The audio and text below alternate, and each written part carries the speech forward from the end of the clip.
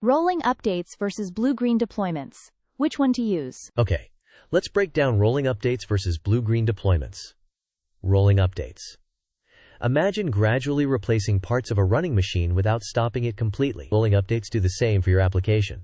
Servers are updated one by one, so your app stays available. Good for quick, frequent changes. Blue-green deployments. Now picture having two identical machines. Blue is the old version, green is the new one. You deploy the new code to green, test it, and then instantly switch traffic from blue to green. This is faster than rolling, but needs double the resources. Quote, which to use? Rolling. Simple, less resource intensive. Best for minor updates or fixes where downtime isn't critical. Small risk during the rollout. Blue-green. Faster switchover. Ideal for major changes or when zero downtime is essential. Easier to roll back if problems arise. Costs more due to duplicated resources. Ultimately, your choice depends on your application's needs.